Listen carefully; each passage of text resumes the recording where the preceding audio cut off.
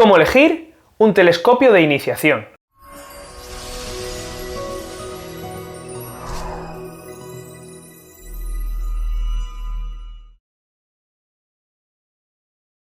Muy buenas a todos, yo soy Luis Miguel Azorín y bienvenidos un domingo más a Natural Portraits. Sois muchos los que me estáis preguntando prácticamente a diario sobre cómo podéis elegir un telescopio de iniciación para iniciaros en el mundo de la astronomía. Hace unos meses os dejé un vídeo en el que os explicaba los principales tipos de telescopios que existen en el mercado, sus diseños ópticos y para qué sirve cada uno de ellos. Aunque en este vídeo no diferencié qué tipos de telescopios son más propios para iniciación. Así que en el vídeo de hoy vamos a ver qué diseños ópticos son más viables para iniciarnos en el mundo de la astronomía y qué precios podemos encontrar en telescopios de iniciación. Si hablamos de telescopios de iniciación, existen dos diseños ópticos que son los que mejor relación calidad-precio nos van a dar. Por un lado tenemos los telescopios refractores y por otro lado tenemos los telescopios Newton. Si recordamos el vídeo anterior, los telescopios refractores funcionan con lentes, es decir, entra la luz por un extremo del tubo, pasa toda la distancia focal de nuestro tubo y se proyecta al final del tubo en el ocular, y ahí es donde vamos a colocar nuestro ojo. Los refractores son telescopios con muy buenas prestaciones para observación lunar y planetaria, aunque también podemos ver los principales objetos del catálogo Messier, por ejemplo, pero son telescopios más enfocados a observación lunar y planetaria. Ofrecen imágenes con mucho nivel de detalle y muy contrastadas de los planetas. De hecho, hace poco en la última salida de astrofotografía que hice con algunos compañeros, uno de ellos llevaba un modesto refractor de 90 milímetros con el que tuve la ocasión de observar Saturno y me sorprendió realmente la calidad que mostraba este telescopio. Se podía ver perfectamente la división de Cassini en sus anillos. Por otro lado, los telescopios Newton funcionan con espejos. Entra la luz por un extremo del tubo y llega hasta el espejo principal que se encuentra al fondo. De aquí se refleja hasta un espejo secundario y de este espejo secundario sale la luz hacia el ocular, que es donde pondremos nosotros el ojo. Los Newton son el tipo de telescopio más todoterreno que podemos encontrar. También nos permiten observar la Luna y los planetas, pero la capacidad recolectora de luz que tiene un Newton hace que sean los telescopios ideales para observación de objetos de cielo profundo, como galaxias y nebulosas. ¿Y cuántos aumentos tienen los telescopios? Esta es la pregunta del millón y me la hacéis muchos de vosotros. Los aumentos en un telescopio dependen de la distancia focal del telescopio que estemos utilizando y de la distancia focal del ocular que estemos utilizando. Vamos a verlo con un ejemplo. Si utilizamos un telescopio con una distancia focal de 1000 milímetros y utilizamos un ocular con una distancia focal de 20 milímetros, lo que tendremos que hacer es dividir 1000 entre 20. El resultado es 50, es decir, que en este caso, con 1000 milímetros de distancia focal en el telescopio y un ocular de 20 milímetros, obtenemos 50 aumentos. Vamos a hacer el mismo ejemplo, pero con un ocular de 4 milímetros. 1000 entre 4 nos da 250. En este caso, llegaríamos a 250 aumentos. Pero ¿y si utilizamos una lente de Barlow por 2? De esta manera conseguiremos duplicar la distancia focal de nuestro telescopio. 1000 por 2, 2000. Para un ocular de 4 milímetros, llegaríamos a 500 aumentos. Como veis, dependiendo de la combinación que hagamos, podemos llegar a casi cualquier nivel de aumentos con un telescopio. Pero no nos dejemos engañar por esto. Todos los telescopios tienen un límite máximo de aumentos, que viene determinado por el doble de su apertura. Es decir, que si tenemos un telescopio de 90 milímetros de apertura, el aumento máximo teórico de este telescopio serían 180 aumentos. Si por ejemplo utilizamos un telescopio Newton de 200 milímetros de apertura, el aumento máximo teórico sería el doble de su apertura, 400 aumentos. Y esto significa que siempre que sobrepasemos los aumentos máximos de nuestro telescopio, empezaremos a notar que la imagen se muestra demasiado oscura. No vemos correctamente los detalles del objeto que estamos observando, incluso en algunos casos no podemos llegar a enfocarlo. Así que no nos engañemos cuando veamos la caja de un telescopio en la que pone que podemos alcanzar 500 o 600 aumentos. Tendremos que multiplicar por 2 su apertura y sabremos exactamente el aumento máximo teórico de ese telescopio. Como veis, los aumentos están directamente relacionados con la apertura de nuestro telescopio. A mayor apertura, mayor cantidad de aumentos podremos utilizar, mayor capacidad de recolección de luz tendrá nuestro telescopio y mayor resolución nos aportará en sus imágenes. Pero también es cierto que a mayor apertura, más precio.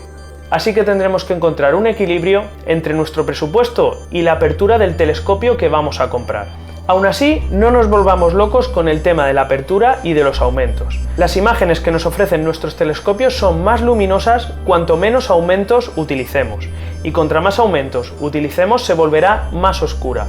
Realmente en astronomía los aumentos se utilizan solamente para hacer observaciones planetarias y lunares de alta resolución.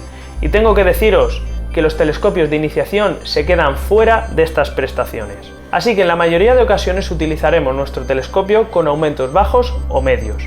Y sobre todo para observaciones de cielo profundo utilizaremos muy poquitos aumentos. Así que como veis, el tema de los aumentos es algo que no tiene demasiada importancia en el mundo de la astronomía. Y sobre la montura de nuestro telescopio. Cuando hablamos de telescopios de iniciación vamos a encontrar básicamente dos tipos de montura. Por un lado, la montura ecuatorial básica. Estamos hablando de monturas ecuatoriales algo inestables, pero que ya llevan los círculos graduados de declinación y de ascensión recta. Si alineamos este tipo de monturas a la estrella polar, ya podremos utilizar el método de salto de estrellas para localizar objetos en el cielo. Incluso si aprendemos y en un momento dado podremos utilizar los círculos graduados para buscar objetos mediante sus coordenadas. Una montura de este tipo sería mi recomendación si nuestro presupuesto es bajo. Además, en un momento dado podemos motorizarla y podríamos llegar a hacer astrofotografía de gran campo con ella. En segundo lugar, las monturas azimutales manuales. Cuando estamos hablando de telescopios de iniciación de gama muy baja, los más económicos que podemos encontrar, lo más habitual es que lleven una montura azimutal manual. Este tipo de monturas son muy inestables y además muy difíciles de manejar. Lo más probable es que acabéis bastante frustrados en vuestras observaciones, así que no os recomiendo para nada este tipo de monturas. Si estáis pensando en un telescopio de iniciación que lleva una montura de este tipo, os recomiendo que esperéis un poco, ahorréis un poquito más y compréis uno con montura ecuatorial. Os lo digo por propia experiencia. En la gama más alta de telescopios de iniciación podemos encontrar algunos que llevan una montura azimutal con GoTo. El GoTo es un ordenador interno que dirige el propio telescopio. Nosotros le marcamos en un mando el objeto que queremos ver y el telescopio solo se moverá hasta enfocarnos el objeto que le hemos marcado.